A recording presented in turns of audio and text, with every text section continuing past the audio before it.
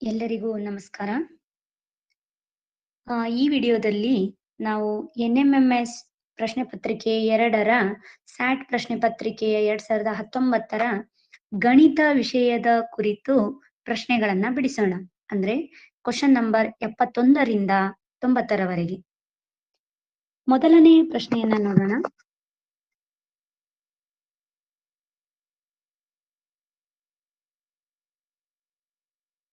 ನೋಡಿ, ಈ ರೀತಿ ಇದೆ. ಮೊದಲನೆಯ ಪ್ರಶ್ನೆ 71ನೇ ಪ್ರಶ್ನೆಯಿಂದ 90ರವರೆಗೆ ಇರುವಂತಹ ಪ್ರಶ್ನೆಗಳಲ್ಲಿ ಮೊದಲನೇ 71ನೇ ಪ್ರಶ್ನೆ. ಒಂದು ಸಮಬಾಹು ತ್ರಿಭುಜದ ಸುತ್ತಳತೆ 45 ಸೆಂಟಿಮೀಟರ್ ಆಗಿದೆ. ಅದರ ಪ್ರತಿ ಬಾಹುವಿನ ಉದ್ದ ಎಷ್ಟು ಅಂತ. Option A B C D 4 ಆಪ್ಷನ್ಗಳನ್ನ ಕೊಟ್ಟಿದ್ದಾರೆ. 4 ಆಪ್ಷನ್ಗಳಲ್ಲಿ ಆಪ್ಷನ್ 3 ಸರಿಯಾದ ಉತ್ತರ ಅಂತ ಹಾಕಿದ್ದೇನೆ. ಅದು ಹೇಗೆ ಬರುತ್ತೆ ಅಂತ ನೋಡಿ. ಸಮಬಾಹು ತ್ರಿಭುಜ ಅಂದ್ರೆ ಪ್ರತಿ ಬಾಹುವಿನ ಅಳತೆ ಸೇಮ್ ಇರುತ್ತೆ ಅಂತ ಅರ್ಥ. ಹಾಗಿದ್ರೆ ಅವರು ಸುತ್ತಳತೆ ಕೊಟ್ಟಿದ್ದಾರೆ. ಸುತ್ತಳತೆ P is equal to 45 centimetre. P ಅಂದ್ರೆ ಪೆರಿಮೀಟರ್. ಆದರೆ ಸುತ್ತಳತೆಯ ಸೂತ್ರ ನಮಗೆ ಗೊತ್ತಿದೆ. ಸಮಬಾಹು ತ್ರಿಭುಜದ ಸುತ್ತಳತೆ P is equal to 3a ಅಂತ ಗೊತ್ತಿದೆ. ಹಾಗಾಗಿ ಪಿ ಇದ್ದ ಜಾಗದಲ್ಲಿ ಪಿ ನ ಬೆಲೆ 45 ಕೊಟ್ಟಿದ್ದಾರೆ. ಸುತ್ತಳತೆನೇ 45 ಅಂತ ಕೊಟ್ಟಿದ್ದಾರೆ. Is equal to 3a. ನಮಗೆ ಎ ಬೆಲೆ ಬೇಕಾಗಿದೆ. ಬಾಹುವಿನ ಉದ್ದ ಅಂದ್ರೆ ಎ ಬೆಲೆ ಬೇಕಾದ್ರೆ 3ಅನ್ನ ಏನ್ ಮಾಡ್ಬೇಕು, ಸಮಚಿಹ್ನೆಯಿಂದ ಈಚೆ ತಗೊಂಡ್ ಬಂದ್ರೆ ಭಾಗಾಕಾರ ಆಗುತ್ತೆ. 45ಕ್ಕೆ 3ರಿಂದ ಭಾಗಿಸಿದಾಗ 3 1 ಉಳಿತದೆ. 15 ಆಯ್ತು. 3 5 15. ಸೊ ಟೋಟಲ್ ಆಗಿ 15 ಬಂತು. ಎ ಬೆಲೆ 15. Is equal to 15 centimetre. ಪ್ರತಿ ಬಾಹುವಿನ ಉದ್ದ 15 ಸೆಂಟಿಮೀಟರ್. ಆಪ್ಷನ್ ಸಿ 15 ಸೆಂಟಿಮೀಟರ್ ಉತ್ತರ ಬಂತು. ಅರ್ಥ ಆಯ್ತಲ್ವಾ? ಈಗ ಅದೇ ರೀತಿ ಎರಡನೇ ಪ್ರಶ್ನೆ ನೋಡೋಣ. 72ನೇ ಪ್ರಶ್ನೆ ಹೀಗಿದೆ. 72ನೇ ಪ್ರಶ್ನೆಯಲ್ಲಿ ಚಿತ್ರದಲ್ಲಿ ಇಲ್ಲಿ ಚಿತ್ರ ಕೊಟ್ಟಿದ್ದಾರೆ. ಈ ಚಿತ್ರದಲ್ಲಿ KLM ಸರ್ವಸಮ ತ್ರಿಭುಜ KLM ಸರ್ವಸಮ ತ್ರಿಭುಜ PQM ಅಂತ ಕೊಟ್ಟಿದ್ದಾರೆ. KLM ಈ ತ್ರಿಭುಜವು PQM ಈ ತ್ರಿಭುಜಕ್ಕೆ ಸರ್ವಸಮವಾಗಿದೆ. ಸರ್ವಸಮ ಅಂದ್ರೆ ಸರ್ವವೂ ಸಮ. 3 ಬಾಹುಗಳಿಗೆ 3 ಅನುರೂಪ ಬಾಹುಗಳು ಸಮ, 3 ಕೋನಗಳಿಗೆ 3 ಅನುರೂಪ ಕೋನಗಳು ಸಮ ಅಂತ. ಹಾಗಾಗಿ ಇಲ್ಲಿ ಕೊಟ್ಟದ್ದನ್ನ ಬರ್ಕೊಳ್ತೇವೆ. ತ್ರಿಭುಜ KLM ಸರ್ವಸಮ ತ್ರಿಭುಜ PQM ಅಂತ. KLM ನಲ್ಲಿ LM ಬಾಹುವಿನ ಉದ್ದ QM ಬಾಹುವಿನ ಉದ್ದಕ್ಕೆ ಸಮ. ಸಿಂಗಲ್ ಗೆರೆ ಇದೆ ನೋಡಿ ಇಲ್ಲಿ, ಇದು ಇದಕ್ಕೆ ಸಮ ಇದೆ. ಅದೇ ರೀತಿ KL ಗೆ PQ ಸಮ, ಅನುರೂಪ ಬಾಹುಗಳು. ಡಬಲ್ ಗೆರೆ ಇದೆ ನೋಡಿ ಇಲ್ಲಿ. ಹಾಗಾಗಿ ಈ ಬಾಹುವಿಗೆ ಸಮ ಅಂತ ಅರ್ಥ. ಅದೇ ರೀತಿ KM is equal to PM. KM ವಿಕರ್ಣದ ಉದ್ದವು ಈ PM ವಿಕರ್ಣದ ಉದ್ದಕ್ಕೆ ಸಮ. ಅರ್ಥ ಆಯ್ತಾ? ಈ ಬಾಹುವಿಗೆ ಈ ಬಾಹು ಸಮ, ಈ ಬಾಹುವಿಗೆ ಈ ಬಾಹು ಸಮ. ಅದೇ ರೀತಿ ವಿಕರ್ಣ 90 ಡಿಗ್ರಿ ಕೋನದ ಎದುರಿನ ಬಾಹು ವಿಕರ್ಣ, ಈ ವಿಕರ್ಣಕ್ಕೆ ಈ ವಿಕರ್ಣ ಸಮ. ಅದಕ್ಕೆ KM ನ ಉದ್ದ ಏನಿದೆ ಇಲ್ಲಿ ಕೊಟ್ಟಿದ್ದಾರೆ, 4x² ಪ್ಲಸ್ 2x ಅಂತ. ಅದನ್ನೇ ಬರ್ದಿದೆ. KM ನ ಬೆಲೆ 4x² ಪ್ಲಸ್ 2x ಸಮ. PM ನ ಉದ್ದ 4x² ಪ್ಲಸ್ 6. 4x² plus 6. ಈಗ ಪ್ಲಸ್ 4x² ನ ಸಮಚಿಹ್ನೆಯಿಂದ ಈಚೆ ತಗೊಂಡ್ ಬರೋಣ. ಸ್ಕ್ವೇರ್ ಇದ್ದದನ್ನೆಲ್ಲ ಒಂದು ಕಡೆ, ಎಕ್ಸ್ ಇದ್ದದನ್ನೆಲ್ಲ ಒಂದು ಕಡೆ, ಸ್ಥಿರಾಂಕಗಳನ್ನ ಒಂದು ಕಡೆ ಮಾಡ್ಲಿಕ್ಕೆ. ಸೊ 4x² ಪ್ಲಸ್ 4x² ಈಚೆ ಬಂದ್ರೆ ಮೈನಸ್ 4x² ಆಯ್ತು. ಪ್ಲಸ್ 2x ಗೆ 2x ಹಾಗೆ ಇಡೋಣ. ಸಮ 6ಕ್ಕೆ 6. 4x² 4 ಕ್ಯಾನ್ಸಲ್ ಆಯ್ತು. ಯಾಕೆಂದ್ರೆ ಒಂದಕ್ಕೆ ಪ್ಲಸ್ ಇದೆ, ಒಂದಕ್ಕೆ ಮೈನಸ್ ಇದೆ. ಕ್ಯಾನ್ಸಲ್ ಆಗಿ 0 ಆಗುತ್ತೆ. ಪ್ಲಸ್ 2x ಗೆ 2x ಹಾಗೆ ಇಟ್ಟಿದ್ದೇನೆ. ಸಮ 6ಕ್ಕೆ 6. x ಈಸ್ ಈಕ್ವಲ್ ಟು 2ರ ಜೊತೆ x ನ ಜೊತೆಗೆ 2 ಗುಣಾಕಾರ ಇದೆ. ಸಮಚಿಹ್ನೆಯಿಂದ ಈಚೆಗೆ ಬಂದಾಗ ಅದು ಭಾಗಾಕಾರ ಆಗುತ್ತೆ. ಹಾಗಾಗಿ 2 1 2, 2 3 6. x ಬೆಲೆ ಎಷ್ಟು ಬಂತು? 3 ಬಂತು. ಅವ್ರು ಕೇಳಿರೋದು x ನ ಬೆಲೆ. x ನ ಬೆಲೆ ಕೇಳಿದರೆ ಆಪ್ಷನ್ 1 3. ಅರ್ಥ ಆಯ್ತಲ್ವಾ? ನೆಕ್ಸ್ಟ್ ಮುಂದಿನ ಪ್ರಶ್ನೆ ನೋಡೋಣ.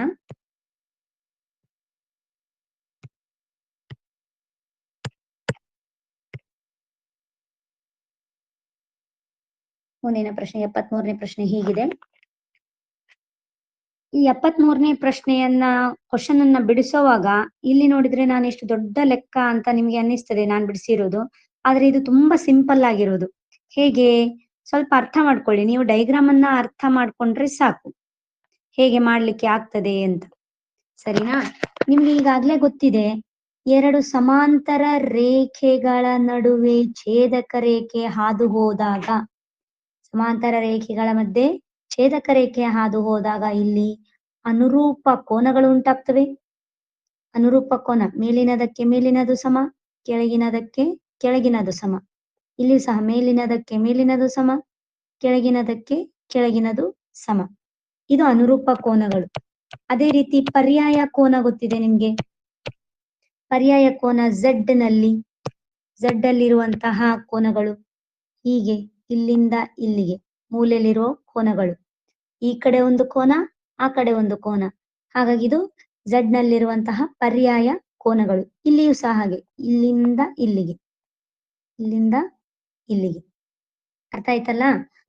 ಅದೇ ರೀತಿ ಅಂತರಾಭಿಮುಖ ಕೋನಗಳು, ಈ ಕೋನ ಈ ಕೋನ ಎರಡೂ ಕೂಡಿಸಿದ್ರೆ 180 ಡಿಗ್ರಿ ಅಂತರಾಭಿಮುಖ ಕೋನ.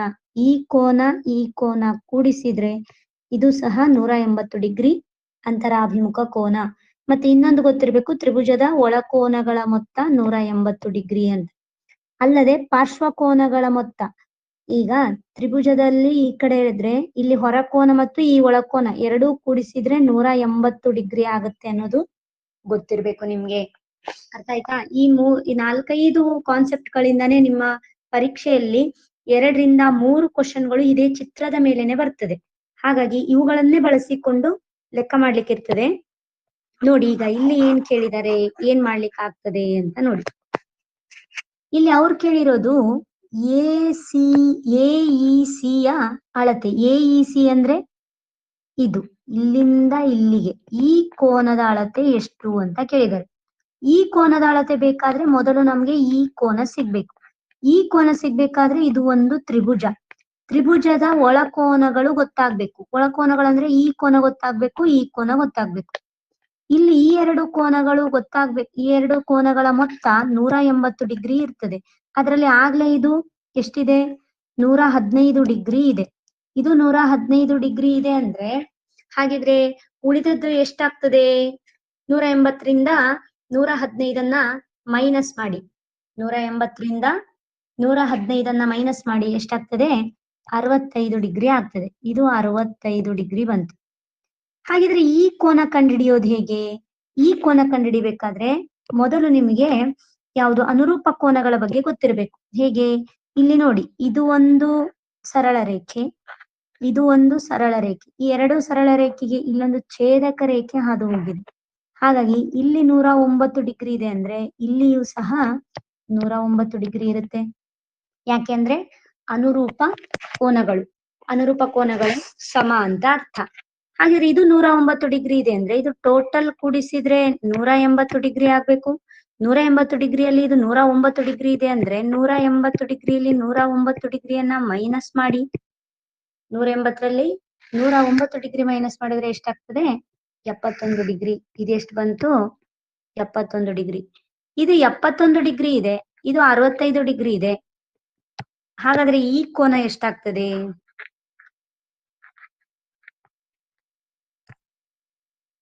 ನೋಡಿ, ಇದು 65 ಡಿಗ್ರಿ ಬಂತು, ಇದು 71 ಡಿಗ್ರಿ ಬಂತು. ಇದು 71 ಯಾಕೆ ಬಂತು ಅಂದ್ರೆ ಇದು 109 ಡಿಗ್ರಿ.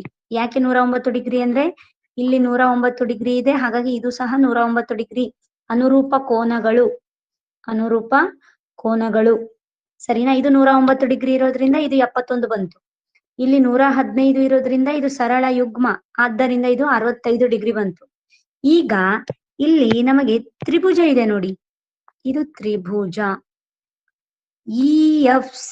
ಈ ತ್ರಿಭುಜದಲ್ಲಿ ಒಂದು ಕೋನ 71 ಡಿಗ್ರಿ ಇದೆ, ಇನ್ನೊಂದು 65 ಡಿಗ್ರಿ ಇದೆ. ಹಾಗಿದ್ರೆ ಈ ಕೋನ ಎಷ್ಟಾಗ್ತದೆ ಅಂತ ಕಂಡುಹಿಡಿಬೇಕು. ಆ ಕೋನ ಎಷ್ಟಾಗ್ತದೆ ಅಂತ ಹೇಳಿದ್ರೆ ಟೋಟಲ್ ಆಗಿ ಫಸ್ಟ್ 71 ಮತ್ತೆ 65 ಕೂಡಿಸಿ ಎಷ್ಟಾಯ್ತು? 136 ಆಯ್ತು. 136ನ್ನ 180ರಿಂದ ಕಳೆಯಿರಿ. 180ರಿಂದ 136 ಕಳೆದ್ರೆ ಎಷ್ಟು ಉಳಿತದೆ? 4 4 0 44 ಡಿಗ್ರಿ. ಹಾಗಿದ್ರೆ ಇಲ್ಲಿ ಎಷ್ಟು ಕೋನ ಬಂತು ನಮ್ಗೆ ಈಗ? 44 ಡಿಗ್ರಿ. 44 ಡಿಗ್ರಿ ಸಿಕ್ತಾ? 44 ಡಿಗ್ರಿ ಇದು ಆದ್ರೆ ಈ ಕೋನ ಎಷ್ಟು? ಟೋಟಲ್ ಇದನ್ನ ಕೂಡಿಸಿದ್ರೆ 180 ಆಗ್ಬೇಕಾ? ಅರ್ಥ ಆಗ್ತಿದ್ಯಾ ಏನು ಅಂತ? ಇಲ್ಲಿ ನೋಡಿ, ಇದು 44 ಡಿಗ್ರಿ ಆಯ್ತು. ಹಾಗಿದ್ರೆ ಈ ಕೋನ ಎಷ್ಟು ಅಂತ ಕೇಳಿದರೆ ಇದು ಟೋಟಲ್ ಕೂಡಿಸಿದ್ರೆ 180 ಡಿಗ್ರಿ ಆಗ್ಬೇಕು. 180 ಡಿಗ್ರಿಯಲ್ಲಿ ಈ ಕೋನ ಈಗಾಗ್ಲೇ 44 ಡಿಗ್ರಿ ಇದೆ. ಹಾಗಿದ್ರೆ ಉಳಿದ ಕೋನ ಎಷ್ಟು ಅಂತ ಕಂಡುಹಿಡಿಬೇಕಾದ್ರೆ 180ರಿಂದ 44ನ್ನ ಮೈನಸ್ ಮಾಡಿ. ಎಷ್ಟಾಗ್ತದೆ? 6 3 1 136 ಡಿಗ್ರಿ. ಎಷ್ಟಾಗ್ತದೆ? 136 degree.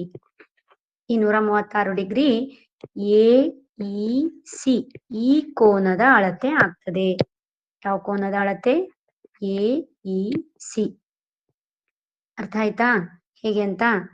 136 degree. Option C 136 degree. ಅರ್ಥ ಆಯ್ತಲ್ವಾ? Next question.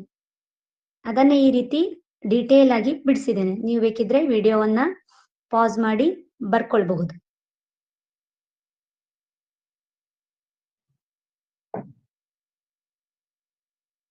ನೆಕ್ಸ್ಟ್ ಮುಂದಿನ ಪ್ರಶ್ನೆ.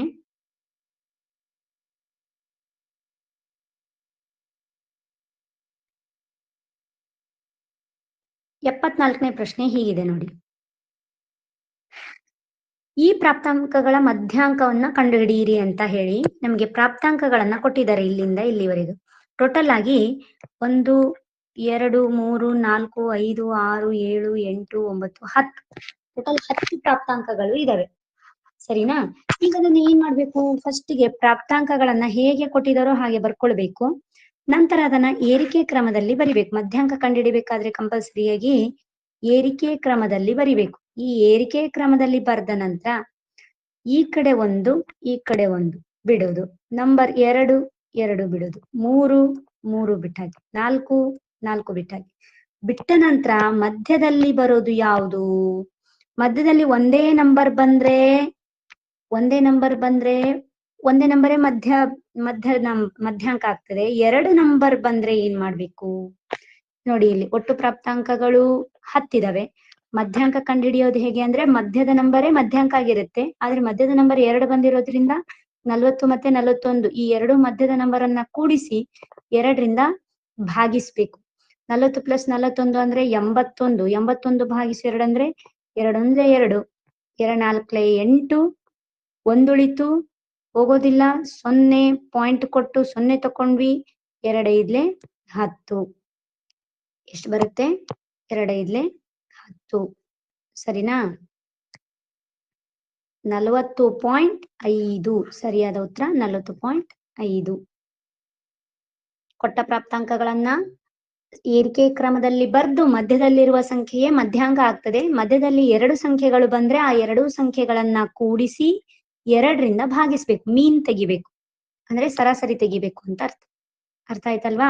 ನೆಕ್ಸ್ಟ್ 75ನೇ ಪ್ರಶ್ನೆ ನೋಡಿ. ಇಲ್ಲೊಂದು ಪ್ರಶ್ನೆ ಇದೆ. ಹೇಗೆ? Root a/b is equal to b/a1 - 3x. ಆದರೆ x ನ ಬೆಲೆ ಕಂಡುಹಿಡಿಯಿರಿ ಅಂತ ಇದೆ. x ನ ಬೆಲೆ ಕಂಡುಹಿಡಿಯಿರಿ. ಹಾಗಿದ್ರೆ ಏನ್ ಮಾಡ್ಬೇಕು ಇದನ್ನ? ಕೆಳಗಡೆ ಫಸ್ಟಿಗೆ ಕೊಟ್ಟ ಪ್ರಶ್ನೆಯನ್ನ ಮೊದಲು ಬರ್ಕೊಳ್ಬೇಕು.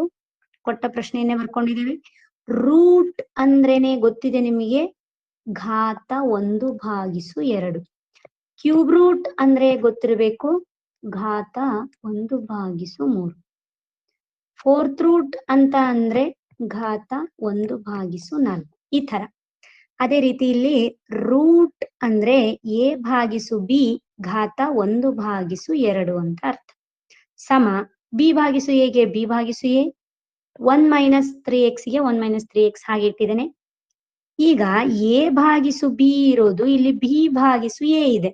ನಮಗೆ ಆಧಾರ ಸಂಖ್ಯೆ ಸೇಮ್ ಆಗ್ಬೇಕು. ಅದಕ್ಕೋಸ್ಕರ ನಾನೇನ್ ಮಾಡ್ತೇನೆ, ಯಾವ್ದಾದ್ರು ಒಂದನ್ನ ಅದಲು ಬದಲು ಮಾಡ್ತೇನೆ. ಅಂಶ ಇರೋದು ಛೇದ, ಛೇದ ಇರೋದು ಅಂಶ ಮಾಡಿದಾಗ ಘಾತದ ಚಿಹ್ನೆ ಚೇಂಜ್ ಆಗುತ್ತೆ. ಅಂದ್ರೆ ಹೀಗೆ a divided by b raised to n is equal to b divided by a raised to minus n. ಈ ಫಾರ್ಮುಲಾ ಹಾಕಿ. ಅರ್ಥ ಆಯ್ತಲ್ವಾ? ಅದಕ್ಕೆ ಇಲ್ಲಿ ನೋಡಿ a ಭಾಗಿಸು b ಇರೋದು, a ಭಾಗಿಸು b ಇರೋದನ್ನ b ಭಾಗಿಸು a ಬರ್ದಾಗ 1/2 ಇರೋದು -1/2 ಆಯ್ತು. ಅರ್ಥ ಆಯ್ತಾ ಏನು ಅಂತ? ಹಾ, ಇಲ್ಲಿ ನೋಡಿ. ನೆಕ್ಸ್ಟ್ ಹಾಗಿದ್ರೆ a ಭಾಗಿಸು b ಅನ್ನ b ಭಾಗಿಸು a ಬರ್ದ್ವಿ, 1/2 ಇರೋದನ್ನ -1/2 ಸಮ b ಭಾಗಿಸು a ಗೆ b ಭಾಗಿಸು a 1 - 3x ನ 1 - 3x ಹಾಗೆ ಬರೆದಿದೆ. ಈಗ ನೋಡಿ ನಮಗೆ ಆಧಾರ ಸಂಖ್ಯೆ ಸೇಮ್ ಆಯ್ತು, ಹಾಗಾಗಿ ಘಾತ ಸಂಖ್ಯೆಯು ಸಹ ಸಮ ಇರುತ್ತೆ. ಇಲ್ಲೇ ಬರ್ದಿದೆ ನೋಡಿ, ಆಧಾರಗಳು ಸಮ ಇದ್ದಾಗ ಘಾತಗಳು ಸಹ ಸಮ ಇರುತ್ತವೆ. ಘಾತಗಳು ಸಹ ಸಮ ಇರುತ್ತವೆ. ಈಗ ಹಾಗಾಗಿ ಈಗ ಘಾತವನ್ನ ಸಮ ಮಾಡ್ಕೊಳ್ಳೋಣ. ನೋಡಿ ಘಾತ ಏನಿದೆ, -2. ಇಲ್ಲಿ -2 ಸಮ 1 - 3x. ಇಲ್ಲಿ ಮೇಲೆ ಘಾತ ಏನಿದೆಯೋ ಅದನ್ನೇ ಬರ್ಕೊಂಡದ್ದು, ಸರಿನಾ? ಈಗ ಇದನ್ನ ಸಿಂಪ್ಲಿಫೈ ಮಾಡಿ.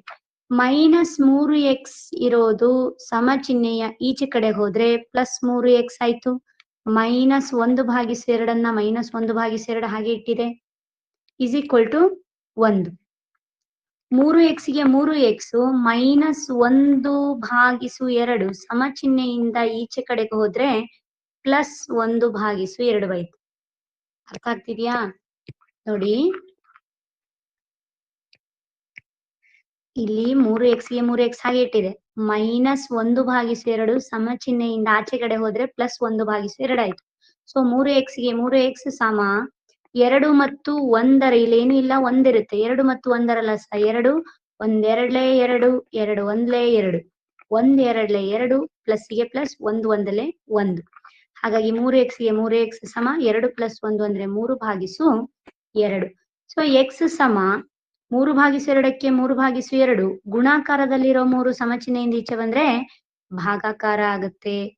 ಭಾಗಾಕಾರ ಆಗುತ್ತೆ. ಹಾಗಾಗಿ 3 ಕ್ಯಾನ್ಸಲ್ ಆಗ್ತದೆ. 3 3 1 ಮತ್ತೆ 3 1 ಕ್ಯಾನ್ಸಲ್ ಆಯ್ತು. ಸೊ ಮೇಲ್ಗಡೆ 1 ಉಳಿತು, ಕೆಳಗಡೆ 2 1 2, 1/2 +1/2. ಸರಿಯಾದ ಉತ್ತರ +1/2. Option B 1/2. ಗೊತ್ತಾಯ್ತಲ್ವಾ? ನೆಕ್ಸ್ಟ್ 76ನೇ ಪ್ರಶ್ನೆ ನೋಡೋಣ.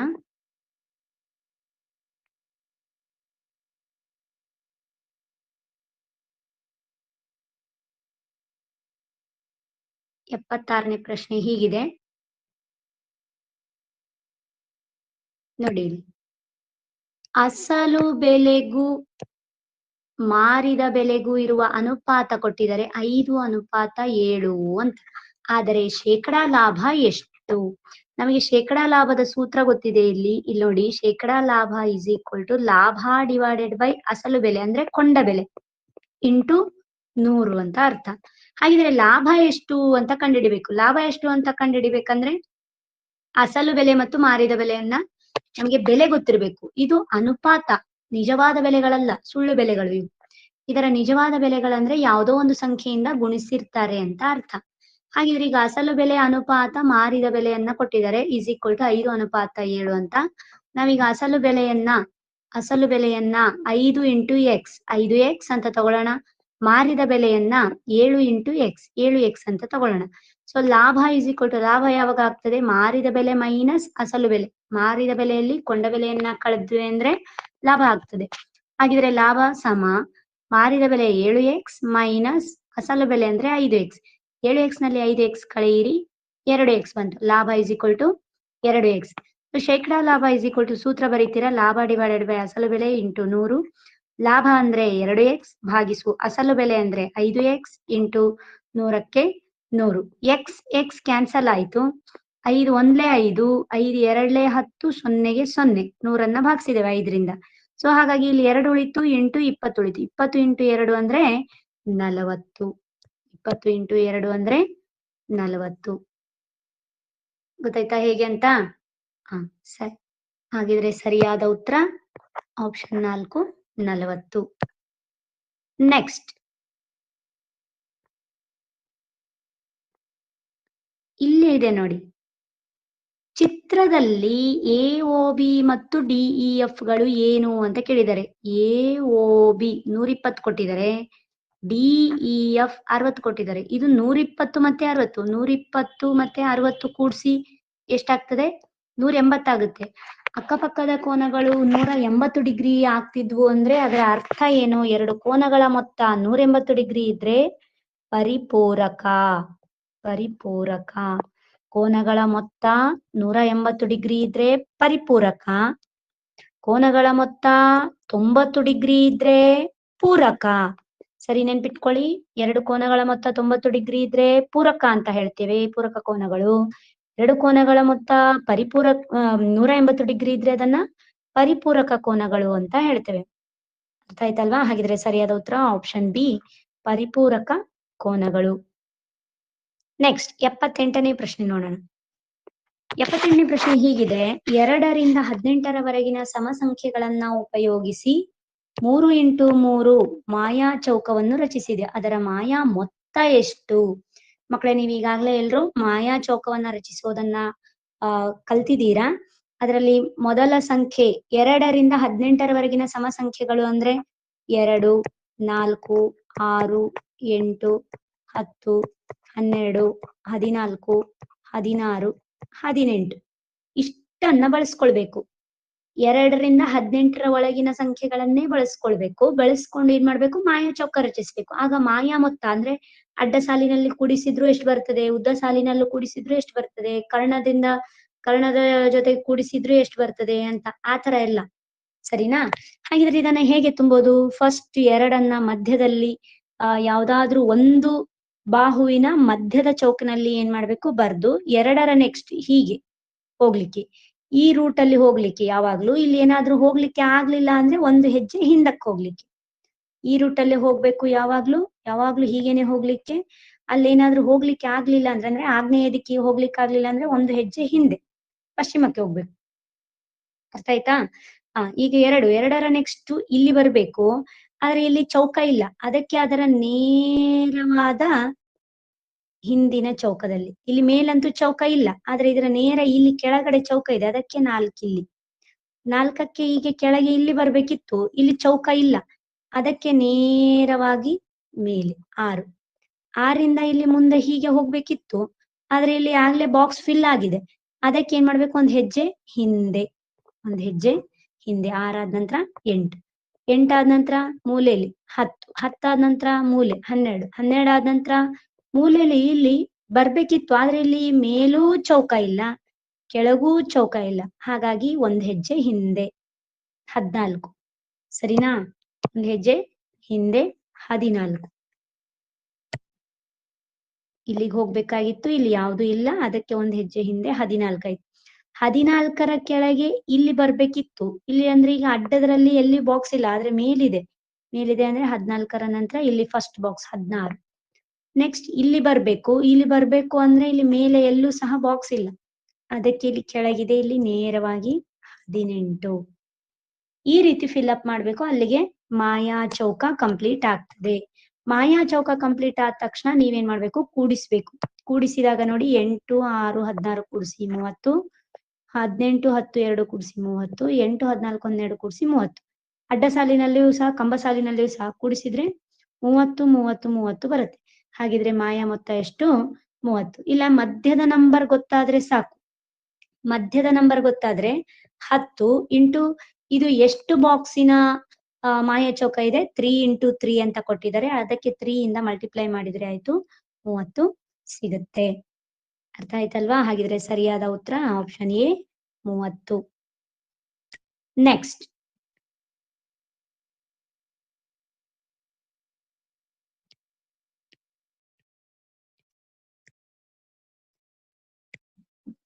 ಎಪ್ಪತ್ತೊಂಬತ್ತನೇ ಪ್ರಶ್ನೆ ಹೀಗಿದೆ: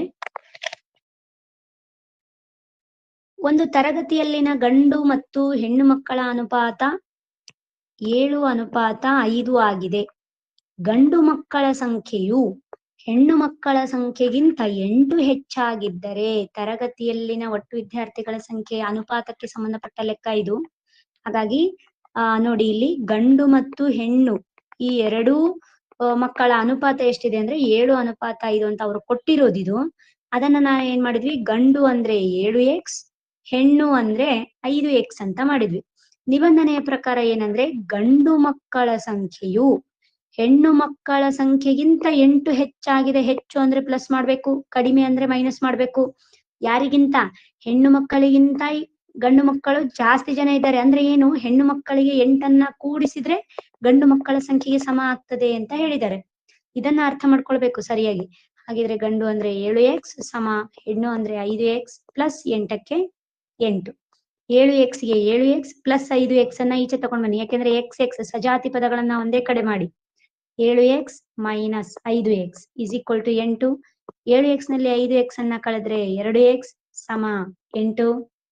2x ನಲ್ಲಿ 2 ಗುಣಾಕಾರ ಇದೆ x ನೊಟ್ಟಿಗೆ, ಆ 2 ಸಮಚಿಹ್ನೆಯಿಂದ ಈಚೆ ಬಂದ್ರೆ ಭಾಗಾಕಾರ ಆಗ್ತದೆ.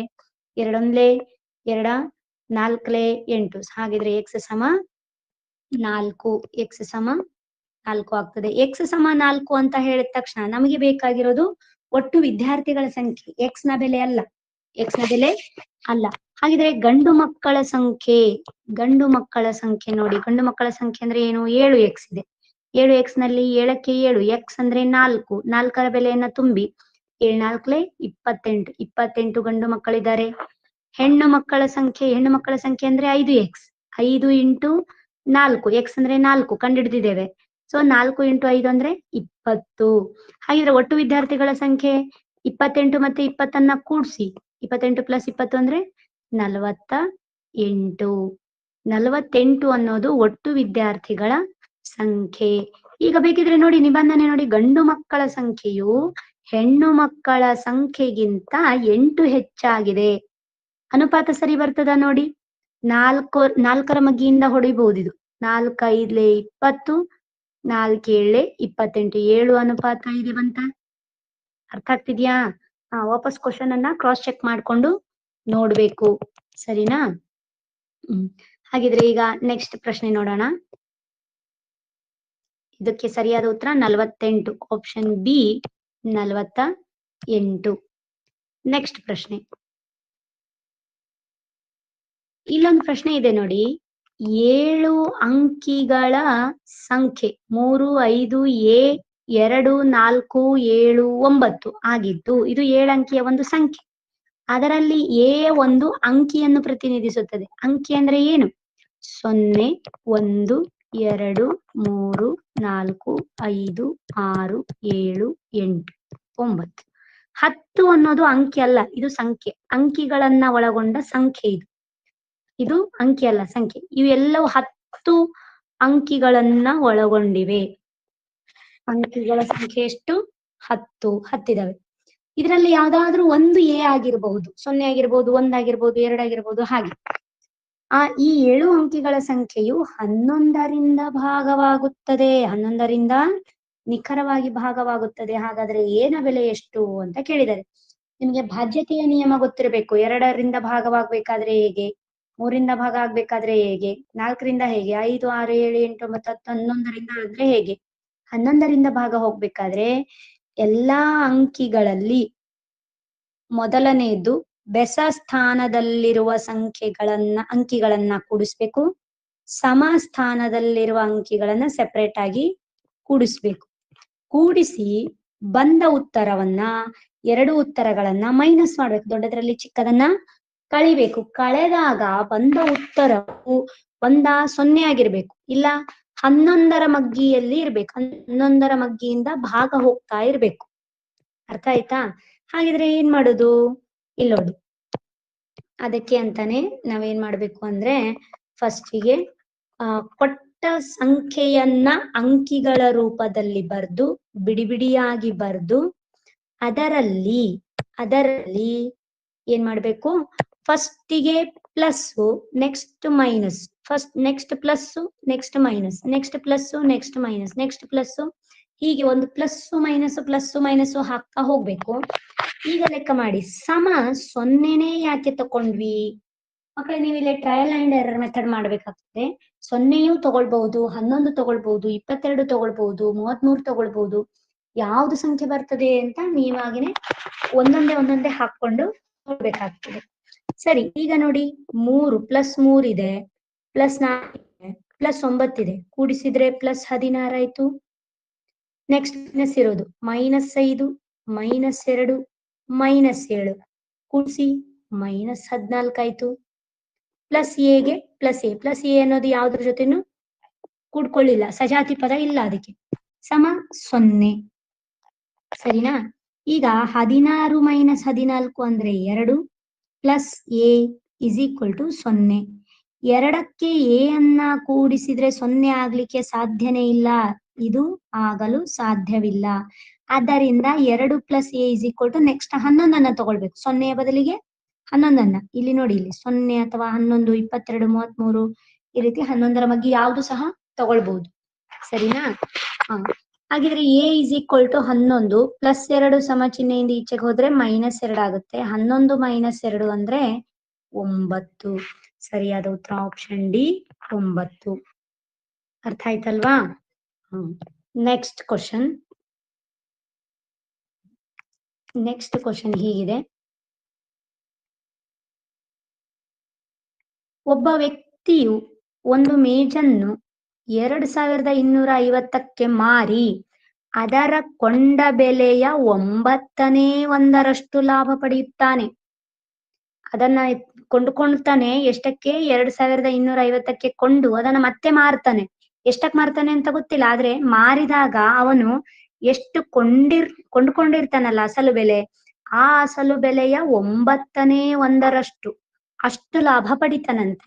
ಹಾಗಾದರೆ ಮೇಜಿನ ಕೊಂಡ ಬೆಲೆ ಎಷ್ಟು ಅಂತ ಕೇಳಿದರೆ, ಮೇಜಿನ ಕೊಂಡ ಬೆಲೆ ಹೇಗೆ ಕಂಡುಹಿಡಿಯೋದು ನೋಡಿ. ಇಲ್ಲಿ ಮಾರಿದ ಬೆಲೆ ಅವನು ಎಷ್ಟು ಮಾರಿದಾನೆ?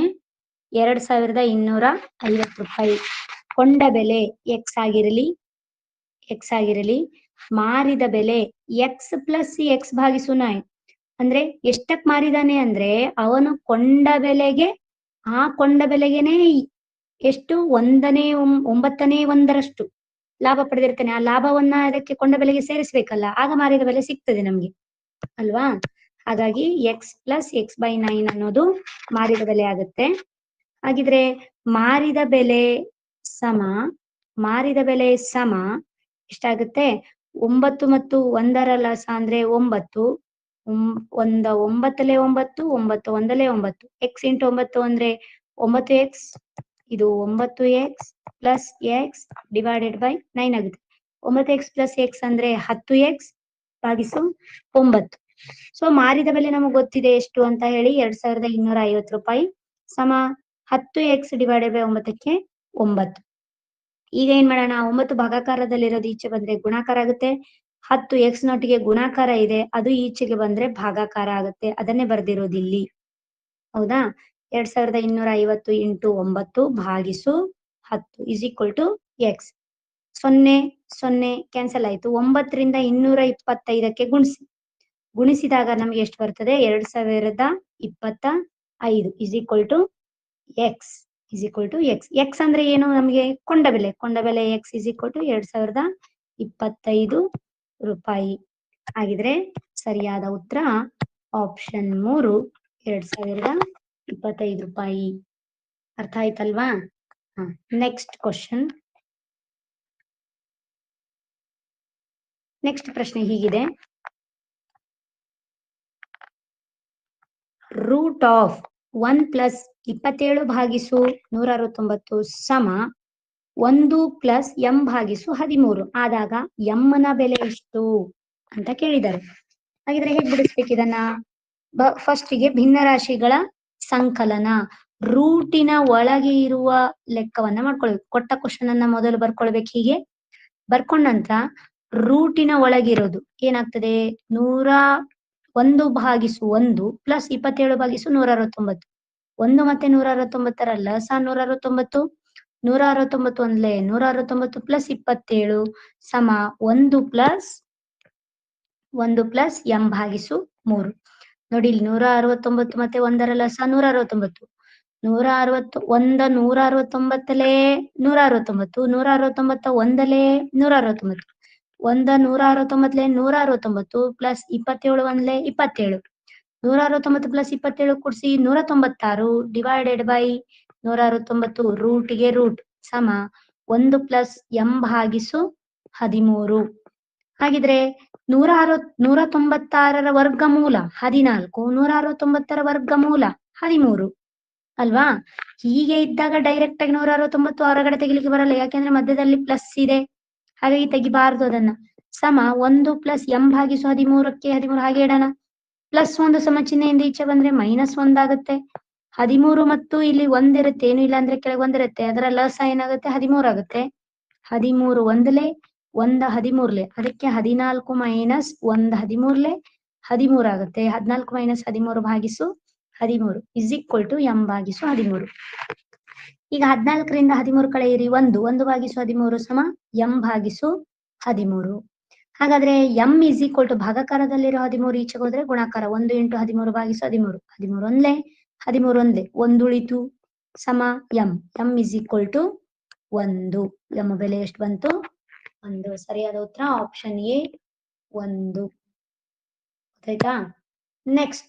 ನೆಕ್ಸ್ಟ್ ಪ್ರಶ್ನೆ 83ನೇ ಪ್ರಶ್ನೆ. ಈಗ 83ನೇ ಪ್ರಶ್ನೆ ಏನಿದೆ ಅಂದ್ರೆ ಹೀಗಿದೆ. ಪಾಯಿಂಟ್ ಅಲ್ಲಿ ಕೊಟ್ಟಿದ್ದಾರೆ, ಲೆಕ್ಕಗಳನ್ನ ಪಾಯಿಂಟ್ ಅಲ್ಲಿ ಕೊಟ್ಟಿದ್ದಾರೆ. ಏನಿದೆ ನೋಡಿ, ಇಲ್ಲಿ ತುಂಬಾ ಸಿಂಪಲ್ ಇದೆ, ನೋಡ್ಲಿಕ್ಕೆ ದೊಡ್ಡ ಲೆಕ್ಕ ಅಂತ ಅನಿಸ್ತದೆ. 6.25 ಇಂಟು 6.25 ಮೈನಸ್ 1.75 ಇಂಟು 1.75 ಅಂತ ಕೊಟ್ಟಿದ್ದಾರೆ. ಭಾಗಿಸು 4.5. ಅದೇ ಪ್ರಶ್ನೆಯನ್ನ ನಾವು ವಾಪಸ್ ಬರ್ದು ಸಮ 6.25 ಇಂಟು 6.25 ಅಂದ್ರೆ 6.25ರ ವರ್ಗ 2 ಸಲ ಕೊಟ್ಟಿದ್ದಾರೆ, ಅದಕ್ಕೆ ವರ್ಗ ಮೈನಸ್ ಇದೆ ಮಧ್ಯದಲ್ಲಿ ಮೈನಸ್ 1.75 ಇಂಟು 1.75 ಅಂದ್ರೆ 1.75 ಸ್ಕ್ವೇರ್. ಅಂದ್ರೆ ಈಗ 2 ಇಂಟು 2 ಅಂದ್ರೆ 2 ಸ್ಕ್ವೇರ್ ಬರಿತೀವಿ, 5 ಇಂಟು 5 ಅಂದ್ರೆ 5 ಸ್ಕ್ವೇರ್ ಬರಿತೀವಲ್ಲ, ಹಾಗೆ. ಅರ್ಥ ಆಯ್ತಾ? ಅದೇ ರೀತಿ ಇವೆರಡನ್ನು ಸಹ ಸ್ಕ್ವೇರ್ ಅಲ್ಲಿ ಬರೆದಿದೆ. ಭಾಗಾಕಾರದಲ್ಲಿರುವ 4.5 4 ಪಾಯಿಂಟ್ ಹಾಗೆ ಇಟ್ಟಿದ್ದೇವೆ. ಈಗ ನೋಡಿ, ಇದು ಒಂದು ಫಾರ್ಮುಲಾ ಟೈಪ್ ಕಾಣ್ತದೆ ನಿಮ್ಗೆ. ಹೇಗೆ? ಇದು a square minus B square ಅಂತ ಕಾಣ್ತದೆ. a square minus B square ಅಂದ್ರೆ ಏನು ಸೂತ್ರ? a plus B into a minus B, a plus B into a minus B. ಹಾಗಿದ್ರೆ ನೋಡಿ, ಇಲ್ಲಿ a ಅಂದ್ರೆ ಏನು 6.25, ಬಿ ಅಂದ್ರೆ ಏನು 1.75 ಅಲ್ವಾ? a ಪ್ಲಸ್ ಬಿ, ಇಲ್ಲಿ ನೋಡಿ a plus B into a minus B. ಈಗ 6.25ಕ್ಕೆ 1.75 ಕೂಡಿಸಿ 8 ಆಗುತ್ತೆ. 6.25ರಿಂದ 1.75 ಕಳೆಯಿರಿ. 6.25ರಿಂದ ಪಾಯಿಂಟ್ ಕೆಳಗೆ ಪಾಯಿಂಟ್ 1.75 ಕಳೆಯಿರಿ. ಏನು ಉಳಿತದೆ? 5 4.5 ಉಳಿತದೆ. 4.5 ಭಾಗಿಸು 4.5 ಒಂದಿದೆ, ಭಾಗಾಕಾರದಲ್ಲಿರೋ 4.5, ಆಮೇಲೆ ಮೇಲೆ ಇರುವ 4.5 ಎರಡೂ ಸಹ ಕ್ಯಾನ್ಸಲ್ ಆಗುತ್ತೆ.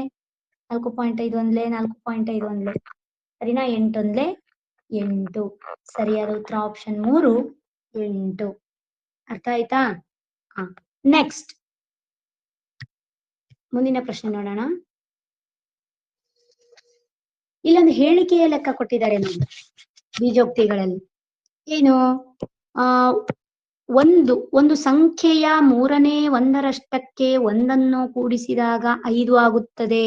ಹಾಗಾದ್ರೆ ಆ ಸಂಖ್ಯೆ ಯಾವುದು? ಒಂದು ಸಂಖ್ಯೆ ಇದೆ ಅಂತೆ, ಅದಕ್ಕೆ 3ನೇ ಒಂದರಷ್ಟಕ್ಕೆ 1 ಕೂಡಿದಾಗ 5 ಬರ್ತದಂತೆ. ಅಂದ್ರೆ ಏನ್ ಮಾಡೋಣ? ಒಂದು ಸಂಖ್ಯೆ x ಆಗಿರ್ಲಿ, ನಿಬಂಧನೆ ಏನು ಕೊಟ್ಟಿದ್ದಾರೆ? ಈ x ನ 3ನೇ ಒಂದಕ್ಕೆ x ಅಂದ್ರೆ ಏನು? ಆ ಸಂಖ್ಯೆಯ 3ನೇ ಒಂದಕ್ಕೆ ಗುಣಾಕಾರ 1 ಕೂಡಿದಾಗ ಪ್ಲಸ್ 1 ಕೂಡಿಸಿದಾಗ 5 ಆಗುತ್ತದೆ. ಸರಿ, ಅರ್ಥ ಮಾಡ್ಕೊಳ್ಳಿ. ಒಂದು ಸಂಖ್ಯೆಯ ಯ ದ ವ ಳ ಅಂತ ಬಂದ್ರೆ 8 ಗುಣಾಕಾರ, ವಿಶಿಷ್ಟ ಗುಣಾಕಾರ ಅಂತ ಅರ್ಥ. ಅದು ಅದರ 3ನೇ ಒಂದರಷ್ಟಕ್ಕೆ ಒಂದನ್ನು ಕೂಡಿದಾಗ ಅಂದ್ರೆ ಪ್ಲಸ್ ಮಾಡ್ಬೇಕು, ಕಳೆದಾಗ ಅಥವಾ ಅಂದ್ರೆ ಮೈನಸ್ ಮಾಡ್ಬೇಕು. ಕೂಡಿದಾಗ ಎಷ್ಟು ಬರುತ್ತೆ? 5 ಬರುವುದು. ಹಾಗಿದ್ರೆ ಆ ಸಂಖ್ಯೆ ಯಾವುದು ಅಂತ. 1 ಇಂಟು ಎಕ್ಸ್ ಅಂದ್ರೆ ಎಕ್ಸ್ ಭಾಗಿಸು 3 ಪ್ಲಸ್ 1 ಇಸ್ ಈಕ್ವಲ್ ಟು 5. ಆಗ ಏನಾಗ್ತದೆ? ನೀವು ಸುಲಭದಲ್ಲಿ ಇದು ಎರಡು ರೀತಿಯಲ್ಲೂ ಸಹ ಮಾಡಬಹುದು. ನೀವು ಹೀಗೆ ಮಾಡುವುದರ ಬದಲಿಗೆ ಎಕ್ಸ್ ಭಾಗಿಸು 3 ಪ್ಲಸ್ 1 ಸಮಚಿಹ್ನೆಯಿಂದ ಈಚೆ ತೆಗೆದ್ರೆ ಏನಾಗ್ತದೆ? 5 ಮೈನಸ್ 1 ಆಗುತ್ತೆ. ಎಕ್ಸ್ ಭಾಗಿಸು 3 ಸಮ 5ರಲ್ಲಿ 1 ಕಳೆಯಿರಿ 4 ಆಗುತ್ತೆ. ಎಕ್ಸ್ ಭಾಗಾಕಾರದಲ್ಲಿರೋ 3 ಈಚೆ ಕಡೆ ಹೋದ್ರೆ ಗುಣಾಕಾರ ಆಗುತ್ತೆ. X is equal to 4 into 3 is equal to 12. X is equal to 12. ಅಥವಾ ಇನ್ನೊಂದು ಮೆಥಡ್ ಅಲ್ಲಿ ಅಂದ್ರೆ ಹೀಗೆ, ಈ ರೀತಿಯೂ ಸಹ ಮಾಡಬಹುದು. ಹೇಗೆ? ಇಲ್ಲೇ ಮಾಡಿದ್ದಾರೆ ನೋಡಿ. 3 ಮತ್ತೆ 1ರ ಲಸ 3, 3 ಒಂದಲೇ 3, ಎಕ್ಸ್ ಪ್ಲಸ್ 3 ಭಾಗಿಸು 3 ಸಮ 5. ಹಾಗಿದ್ರೆ ಭಾಗಾಕಾರದಲ್ಲಿರೋ 3 ಈಚೆ ಕಡೆ ಹೋಗ್ತದೆ, ಗುಣಾಕಾರ ಆಯ್ತು. ಇಲ್ಲಿ ಮೇಲೆ ಎಕ್ಸ್ ಪ್ಲಸ್ 3ಕ್ಕೆ ಎಕ್ಸ್ ಪ್ಲಸ್ 3 ಹಾಗೆ ಇಟ್ಟಿದ್ದಾರೆ. ಎಕ್ಸ್ ಪ್ಲಸ್ 3ಕ್ಕೆ ಎಕ್ಸ್ ಪ್ಲಸ್ 3 ಹಾಗೆ 5 3 15 ಪ್ಲಸ್ 3 ಸಮಚಿಹ್ನೆಯಿಂದ ಈಚೆಗೆ ಕಳಿಸ್ತೇವೆ. -3 15 -3. ಹಾಗಿದ್ರೆ ಎಕ್ಸ್ ಸಮ 15ರಲ್ಲಿ 3 ಕಳೆಯಿರಿ 12. ಸರಿಯಾದ ಉತ್ತರ ಎಷ್ಟು ಬಂತು? Option A 12. ಎರಡು ರೀತಿಯಲ್ಲೂ ಸಹ ಬಿಡಿಸಬಹುದು ನೋಡಿ. ಆರ್ ಹೀಗಾದ್ರೂ ಬಿಡಿಸಿ, ಹೀಗಾದ್ರೂ ಬಿಡಿಸಿ. ಇದು ಸುಲಭ ಅಂತ ಅನಿಸ್ತದೆ ನನಗೆ. ಅರ್ಥ ಆಯ್ತಾ? ನೆಕ್ಸ್ಟ್ ಇನ್ನೊಂದು ಪ್ರಶ್ನೆ. 84 ಆಯ್ತು. ನೆಕ್ಸ್ಟ್ 85ನೇ ಪ್ರಶ್ನೆ ಹೀಗಿದೆ. ಅವರು ಪ್ರಶ್ನೆ ಕೊಟ್ಟಿದ್ದಾರೆ ಏನಂತ, ಎ ಭಾಗಿಸು ಬಿ, ಎ ಭಾಗಿಸು ಬಿ ಇಸ್ ಈಕ್ವಲ್ ಟು 2 ಮತ್ತು ಸಿ ಭಾಗಿಸು ಬಿ ಇಸ್ ಈಕ್ವಲ್ ಟು 3. ಎರಡು ಬೆಲೆ ಕೊಟ್ಟಿದ್ದಾರೆ. ನಾವೇನ್ ಕಂಡುಹಿಡಿಬೇಕು ಅಂದ್ರೆ ಎ ಪ್ಲಸ್ ಬಿ ಭಾಗಿಸು ಬಿ ಪ್ಲಸ್ ಸಿ ಯ ಬೆಲೆಯನ್ನ ಕಂಡುಹಿಡಿಬೇಕು. ಹಾಗಿದ್ರೆ ಏನ್ ಮಾಡ್ಬೇಕು? ಫಸ್ಟಿಗೆ ಕೊಟ್ಟ ಬೆಲೆಗಳನ್ನು ಎ ಭಾಗಿಸು ಬಿ ಇಸ್ ಈಕ್ವಲ್ ಟು 2 ಮತ್ತೆ ಇಸ್ ಈಕ್ವಲ್ ಟು 3. ಹಾಗಂದ್ರೆ ಏನು? ಎ ಇಸ್ ಈಕ್ವಲ್ ಟು ಭಾಗಾಕಾರದಲ್ಲಿರೋ ಬಿ ಈ ಕಡೆ ಹೋದ್ರೆ ಏನಾಗ್ತದೆ? A is equal to 2b ಆಯ್ತು. ಭಾಗಾಕಾರದಲ್ಲಿರೋ ಬಿ ಈ ಕಡೆ ಹೋದ್ರೆ ಏನಾಗ್ತದೆ? C is equal to 3b ಗುಣಾಕಾರ ಆಗುತ್ತೆ. ಹಾಗಿದ್ರೆ ಎ ಬೆಲೆ ಸಿಕ್ಕಿತು, ಸಿ ಬೆಲೆ ಸಿಕ್ಕಿತು. A is equal to 2b, c is equal to 3b ಅಂತ. ಈಗ ಅವ್ರು ಕೇಳಿರೋ ಪ್ರಶ್ನೆ ಏನು? ಎ ಪ್ಲಸ್ ಬಿ ಭಾಗಿಸು ಬಿ ಪ್ಲಸ್ ಸಿ ಅಂತ. ಎ ಇದ್ದ ಜಾಗದಲ್ಲಿ 2b ಹಾಕಿ ಪ್ಲಸ್ ಬಿಗೆ ಬಿ ಭಾಗಿಸು ಬಿಗೆ ಬಿ ಡಿ ಪ್ಲಸ್ ಸಿ ಅಂದ್ರೆ 3b ಬೆಲೆ ತುಂಬಿ. ಆಗ 2b ಪ್ಲಸ್ ಬಿ ಅಂದ್ರೆ 3b ಆಯ್ತು ಭಾಗಿಸು ಬಿ ಪ್ಲಸ್ 3b ಅಂದ್ರೆ 4b ಆಯ್ತು. ಈ ಬಿ ಬಿ ಕ್ಯಾನ್ಸಲ್ ಆಯ್ತು, ಗುಣಾಕಾರ ಇದೆ ಕ್ಯಾನ್ಸಲ್ ಆಯ್ತು. ಹಾಗಿದ್ರೆ ಏನ್ ಉಳಿತು? ಮೇಲ್ಗಡೆ 3 ಕೆಳಗಡೆ 4 ಅಂದ್ರೆ 3 ಭಾಗಿಸು 4. ಸರಿಯಾದ ಉತ್ತರ ಆಪ್ಷನ್ 3, 3 ಭಾಗಿಸು 4. ಅರ್ಥ ಆಯ್ತಲ್ವಾ? 3 ಭಾಗಿಸು 4. ನೆಕ್ಸ್ಟ್ ಮುಂದಿನ ಪ್ರಶ್ನೆ ನೋಡೋಣ.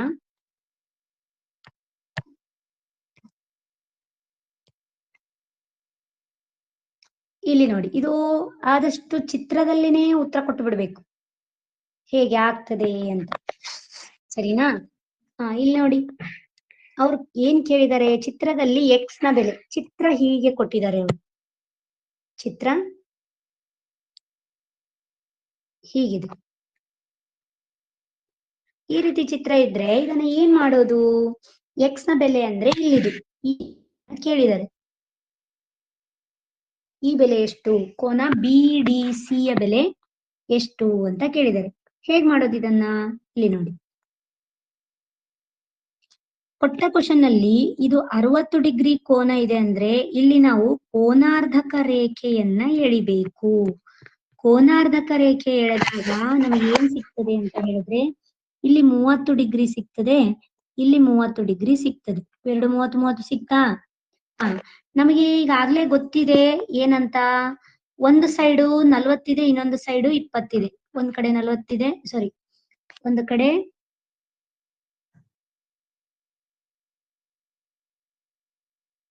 ಒಂದು ಕಡೆ 40 ಇದೆ, ಇನ್ನೊಂದು ಕಡೆ 20 ಇದೆ.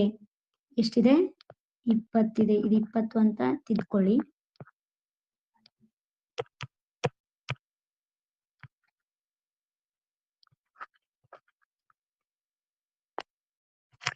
ಡಿಗ್ರಿ ಸರಿನಾ? ಈ 20 ಡಿಗ್ರಿ ಇದೆ, ಇಲ್ಲಿ 30 ಡಿಗ್ರಿ ಇದೆ. ಹಾಗಾಗಿ ಈ ಕೋನವನ್ನ ಎಕ್ಸಾಕ್ಟ್ ಆಗಿ ಕಂಡುಹಿಡಿಬಹುದು. ಯಾಕೆಂದ್ರೆ 3 ತ್ರಿಭುಜ, ಇಲ್ಲಿ ಒಂದು ತ್ರಿಭುಜ ಉಂಟಾಗ್ತದೆ. ತ್ರಿಭುಜದ ಒಳಕೋನಗಳ ಮೊತ್ತ 180, 30 ಇದೆ, 20 ಇದೆ. ಇನ್ನು ಉಳಿದದ್ದು ಎಷ್ಟು ಅಂತ ಕಂಡುಹಿಡಿಬೇಕು. 50 ಆಗುತ್ತೆ. 180ರಲ್ಲಿ 50ಅನ್ನ ಮೈನಸ್ ಮಾಡಿ 130 ಡಿಗ್ರಿ ಸಿಗ್ತದೆ. ಹಾಗಾಗಿ 130 ಡಿಗ್ರಿ ಈ ಕೋನ ಆಯ್ತು. ಅದೇ ರೀತಿ ಈ ತ್ರಿಭುಜದಲ್ಲಿ, ಈ ಇನ್ನೊಂದು ತ್ರಿಭುಜದಲ್ಲಿ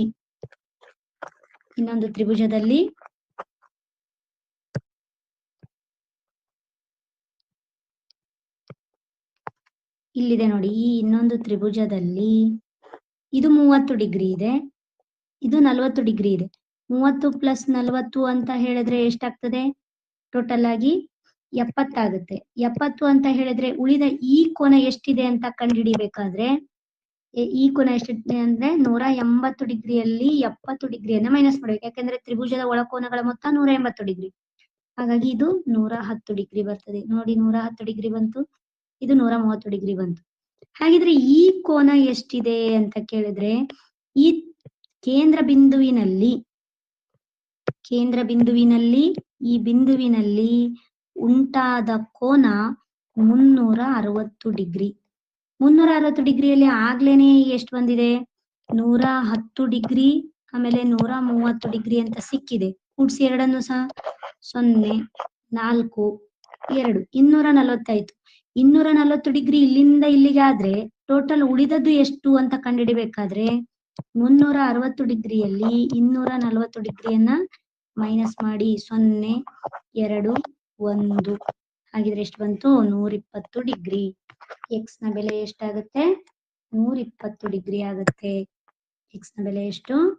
120 ಡಿಗ್ರಿ. ಸರಿಯಾದ ಉತ್ತರ ಆಪ್ಷನ್ ಬಿ, 120 ಡಿಗ್ರಿ. ಅರ್ಥ ಆಯ್ತಲ್ವಾ? ನೆಕ್ಸ್ಟ್ ಮುಂದಿನ ಪ್ರಶ್ನೆ.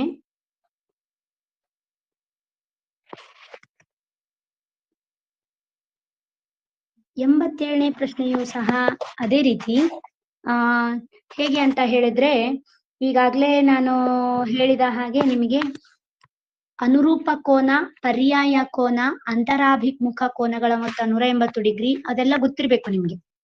ಗೊತ್ತಿದ್ರೆ ಈ ಲೆಕ್ಕವು ಸಹ, ಈ ಪ್ರಶ್ನೆಯನ್ನ ನಾನು ಈ ರೀತಿ ಬಿಡಿಸಿದ್ದೀನಲ್ಲ, ಈ ಚಿತ್ರದಲ್ಲಿನೇ ಬಿಡಿಸಬಹುದು ನೀವು. ಹೇಗೆ ನೋಡಿ, ಚಿತ್ರದಲ್ಲಿ ಹೇಗಿದೆ ಅಂತ ಹೇಳಿದ್ರೆ, ಇಲ್ಲಿ ಎ ಬಿ ಸಿ ತ್ರಿಭುಜ ಗೊತ್ತಿದೆ. ತ್ರಿಭುಜದಲ್ಲಿ 2 ಕೋನಗಳನ್ನ ಕೊಟ್ಟಿದ್ದಾರೆ. ಹಾಗಿದ್ರೆ ಮೂರನೇ ಹಿಡಿಬಹುದಾ? 2 ಕೋನಗಳ ಬೆಲೆ ಗೊತ್ತಿದೆ. ಹಾಗಾಗಿ ಕೋನ ಎ ಎಷ್ಟು ಅಂತ ಕಂಡುಹಿಡಿಬಹುದಾ? ಒಂದು 40 ಇದೆ, ಇನ್ನೊಂದು 65 ಇದೆ. 40 ಮತ್ತೆ 65 ಇದೆ. ಎರಡನ್ನ ಕೂಡಿಸಿ ಎಷ್ಟಾಗುತ್ತೆ? 105 ಡಿಗ್ರಿ ಆಯ್ತು. 105 ಡಿಗ್ರಿ ಅಂದ್ರೆ 180 ಡಿಗ್ರಿಯಲ್ಲಿ 105 ಡಿಗ್ರಿ ಮೈನಸ್ ಮಾಡಿ ಎಷ್ಟಾಗುತ್ತೆ? ಟೋಟಲ್ ಆಗಿ 75 ಡಿಗ್ರಿ ಉಳಿತದೆ. ಹಾಗಿದ್ರೆ ಈ ಕೋನ 75 ಡಿಗ್ರಿ ಆಯ್ತಾ? ಹೇಗೆ ಕಂಡುಹಿಡಿದ್ರಿ? ತ್ರಿಭುಜದ ಒಳಕೋನಗಳ ಮೊತ್ತವನ್ನ ಬಳಸಿಕೊಂಡು 180 ಡಿಗ್ರಿಯನ್ನು ಬಳಸಿಕೊಂಡು ಕಂಡುಹಿಡಿದ್ವಿ. ಈಗ ನೋಡಿ, ಇಲ್ಲೊಂದು ಲೈನ್ ಇದೆ, ಇಲ್ಲೊಂದು ಗೆರೆ ಇದೆ, ಇಲ್ಲೊಂದು ಗೆರೆ ಇದೆ. ಈ 2 ಗೆರೆಗಳ ಮೇಲೆ ಹೀಗೆ ಬಾಣದ ಗುರುತಿದೆ ನೋಡಿ. ಬಾಣದ ಗುರುತು ತೋರಿಸೋದು ಏನಂದ್ರೆ ಇವೆರಡು ಸಮಾಂತರವಾಗಿವೆ ಅಂತ ಅರ್ಥ. ಸಮಾಂತರ ರೇಖೆಗೆ ಇಲ್ಲೊಂದು ಛೇದಕ ರೇಖೆ ಎಳೆದಿದ್ದಾರೆ. ಛೇದಕ ರೇಖೆಯ ಈ ಬದಿಯಲ್ಲಿರುವ ಕೋನ ಸೇಮ್ ಇರುತ್ತೆ. ಇದು 75 ಡಿಗ್ರಿ ಇದೆ ಅಂದ್ರೆ ಇದು ಸಹ 75 ಡಿಗ್ರಿ ಇರುತ್ತೆ. ಗೊತ್ತಾಯ್ತಾ ಹೇಗೆ ಅಂತ? ಅನುರೂಪ ಕೋನಗಳು. ಅರ್ಥ ಆಯ್ತಲ್ವಾ? ಈಗ ನಾನು ಇದನ್ನು ಬರೆಸ್ತೇನೆ. ಹಾಗಿದ್ರೆ ನಮಗೆ ಇಲ್ಲಿ ಏನ್ ಸಿಕ್ತು? ಇಲ್ಲಿ 75 ಡಿಗ್ರಿ ಸಿಕ್ತು. ಹಾಗಿದ್ರೆ ಇಲ್ಲಿಯೂ ಸಹ ಎಷ್ಟು ಸಿಕ್ತು? 75 ಡಿಗ್ರಿ. ಯಾಕೆ? ಅನುರೂಪ ಕೋನ. ಈಗ ಇಲ್ಲಿ ನೋಡಿ, ಇಲ್ಲೊಂದು ಸರಳ ರೇಖೆ ಇದೆ, ಇಲ್ಲೊಂದು ಸರಳ ರೇಖೆ ಇದೆ. ಇವುಗಳ ಮೇಲೇನೂ ಹೀಗೆ ಬಾಣದ ಗುರುತಿದೆ. ಅಂದ್ರೆ ಸಮಾಂತರ ರೇಖೆಗಳು. ಈ ಸಮಾಂತರ ರೇಖೆಗಳಿಗೆ ಇಲ್ಲಿ ಛೇದಕ ರೇಖೆಯನ್ನು ಎಳೆದಾಗ ಅಂತರಾಭಿಮುಖ ಕೋನಗಳು. ಯಾವ ಕೋನಗಳು? ಅಂತರಾಭಿಮುಖ ಕೋನಗಳು. ಇವುಗಳ ಮೊತ್ತ 180 ಡಿಗ್ರಿ ಇರ್ತದೆ. ಹಾಗಿದ್ರೆ ಎಕ್ಸ್ ನ ಬೆಲೆ ಕಂಡುಹಿಡಿಬೇಕಾದ್ರೆ 175ಕ್ಕೆ ಎಷ್ಟನ್ನ ಕೂಡಿಸಿದ್ರೆ 180 ಬರುತ್ತೆ? ಅದರ ಅರ್ಥ 180ರಲ್ಲಿ 75ಅನ್ನ ಮೈನಸ್ ಮಾಡಿ ಎಷ್ಟಾಗುತ್ತೆ 105 ಡಿಗ್ರಿ. ಹಾಗಿದ್ರೆ ಎಕ್ಸ್ ಬೆಲೆ ಎಷ್ಟು ಬಂತು 105 ಡಿಗ್ರಿ. ಸರಿಯಾದ ಉತ್ತರ ಎಷ್ಟು 105. Option D 105. ಇದನ್ನೇ ನಾನೇನ್ ಮಾಡಿದ್ದೇನೆ ಅಂದ್ರೆ ಇಲ್ಲಿ ಡಿಟೇಲ್ ಆಗಿ ಬರ್ದಿದ್ದೇನೆ. ಬೇಕಿದ್ರೆ ನೀವು ವಿಡಿಯೋವನ್ನ ಪಾಸ್ ಮಾಡ್ಕೊಂಡು ಬರ್ಕೊಳ್ಬಹುದು. ಅರ್ಥ ಆಯ್ತಾ? ನೆಕ್ಸ್ಟ್ 88ನೇ ಪ್ರಶ್ನೆ ನೋಡಿ ವರ್ಗ ಸಂಖ್ಯೆಗಳು ಪಾಠದ ಮೇಲೆ ಈ ತರದ ಒಂದು ಪ್ರಶ್ನೆ ಗ್ಯಾರಂಟಿ ಇರುತ್ತೆ. ಗಮನಿಸಿ ಮಕ್ಕಳೇ, ಇಲ್ಲಿ ಏನ್ ಮಾಡಿದ್ದಾರೆ, ಕ್ವಶನ್ ಅನ್ನ ಕೊಟ್ಟಿದ್ದಾರೆ, ಇದ್ರ ಬೆಲೆಯನ್ನ ಕಂಡುಹಿಡಿಯಿರಿ. ಧನಾತ್ಮಕ ಬೆಲೆಗಳು ಅಂತಾನೆ ಹೇಳಿದ್ದಾರೆ, ಮೈನಸ್ ಅಲ್ಲಿ ಬರೋದಿಲ್ಲ, ಪ್ಲಸ್ ಬೆಲೆಯನ್ನ ಮಾತ್ರ ಕನ್ಸಿಡರ್ ಮಾಡ್ಬೇಕು ಅಂತ. ಹಾಗಿದ್ರೆ ಏನು ನೋಡಿ, ಇಲ್ಲಿ ಲಾಸ್ಟ್ ರೂಟ್ 9 ಇದೆಯಲ್ಲ, ರೂಟ್ 9 ಅಂದ್ರೆ 3, ಸರಿನಾ? ಆಮೇಲೆ 19 ಮೈನಸ್ 3, ರೂಟ್ 19 ಮೈನಸ್ 3 ಅಂದ್ರೆ ರೂಟ್ 16. ರೂಟ್ 16 ಅಂದ್ರೆ ರೂಟ್ 16ರ ಬೆಲೆ ಅಂದ್ರೆ 16ರ ವರ್ಗಮೂಲ 4.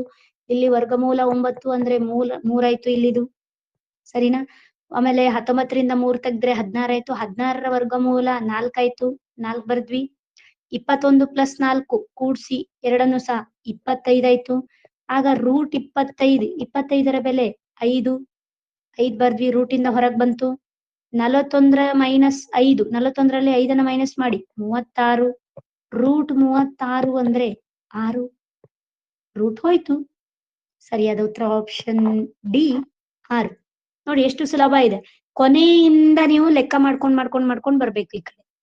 ಈ ಕಡೆಯಿಂದ ಲೆಕ್ಕ ಮಾಡ್ಕೊಂಡು ಈ ಕಡೆ ಬರ್ಬೇಕು. ಅರ್ಥ ಆಯ್ತಾ? ಈ ರೀತಿ ಲೆಕ್ಕವನ್ನ ಮಾಡ್ಬೇಕಾಗ್ತದೆ. ನೆಕ್ಸ್ಟ್ ಪ್ರಶ್ನೆ 88 ಆಯ್ತು. 89ನೇ ಪ್ರಶ್ನೆ ಹೀಗಿದೆ. 89 ಅಪವರ್ತಿಸುವಿಕೆ ಪಾಠದ ಮೇಲೆ ಇದೆ. ಇಲ್ಲಿ ಕೊಟ್ಟಿದ್ದಾರೆ a² plus b² minus c² minus 2ab ಯ ಅಪವರ್ತನಗಳು ಅಂತ ಕೊಟ್ಟಿದ್ದಾರೆ. ಹೇಗೆ ಕಂಡುಹಿಡಿಯೋದು ಇದನ್ನ? ಇಲ್ಲಿ ನೋಡಿ, ಇಲ್ಲಿ ನಮಗೆ ಕೊಟ್ಟಿರುವ ಪ್ರಶ್ನೆಯನ್ನ ನಾವು ಸ್ವಲ್ಪ ಅದಲು ಬದಲು ಮಾಡ್ಕೊಳ್ತೇನೆ. ಏನು, -2ab ಅನ್ನ ಈ ಕಡೆ ಬರ್ಕೊಳ್ತೇನೆ, -c² ಅನ್ನ ಈಚೆ ಬರ್ಕೊಳ್ತೇನೆ. ಅಲ್ಲೇ ಜಾಗ ಅದಲು ಬದಲು. ಆಗ ಏನಾಗ್ತದೆ, a² plus b² minus 2ab first ಬರ್ಕೊಂಡೆ, ಮೈನಸ್ c² ಮತ್ತೆ ಬರ್ಕೊಂಡೆ.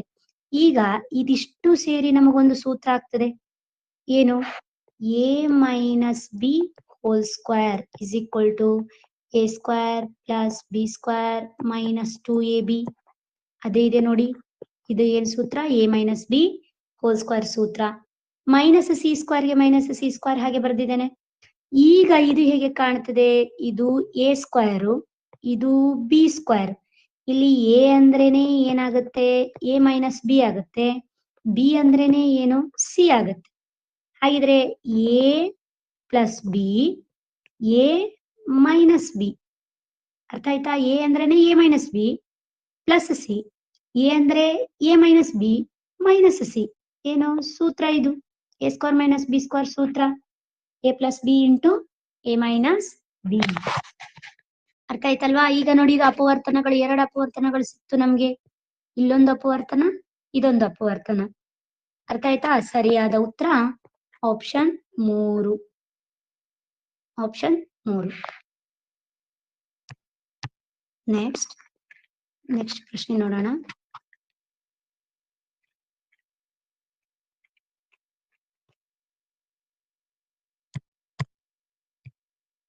ತೊಂಬತ್ತನೇ ಪ್ರಶ್ನೆ, ಕೊನೆಯ ಪ್ರಶ್ನೆ ನೋಡಿ ಹೇಗಿದೆ ಅಂತ.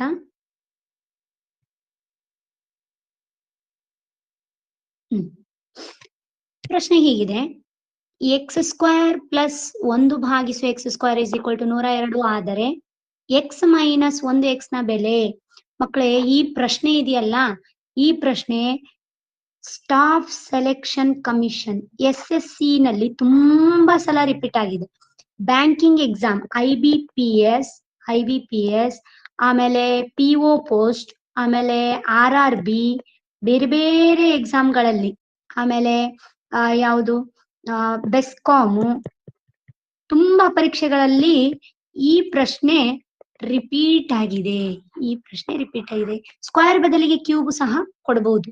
ಹಾಗಿದ್ರೆ ನೋಡಿ 8ನೇ ಮಕ್ಕಳಾಗಿ ನಿಮಗೂ ಸಹ ಈ ಪ್ರಶ್ನೆಗಳನ್ನ ಕೇಳ್ತಿದ್ದಾರೆ ಅಂದ್ರೆ ನಿಮ್ಗೆ ಕಾಂಪಿಟೇಟಿವ್ ಅವೇರ್ನೆಸ್ ಬರ್ಲಿ ಅಂತ ಕೇಳ್ತಿದ್ದಾರೆ ಹೊರತು ನಿಮ್ಗೆ ಕಷ್ಟ ಆಗ್ಲಿ ಅಂತ ಅಲ್ಲ.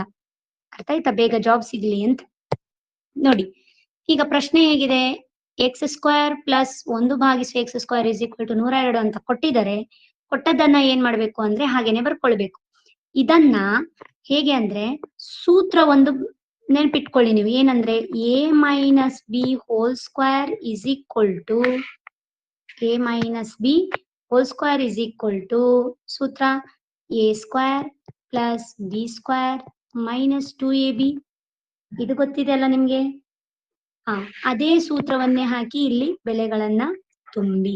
ಇಲ್ಲಿ a ಅಂದ್ರೆ x², a ಅಂದ್ರೆ ಇಲ್ಲಿ x, b ಅಂದ್ರೆ 1/x, a ಅಂದ್ರೆ x, b ಅಂದ್ರೆ 1/x.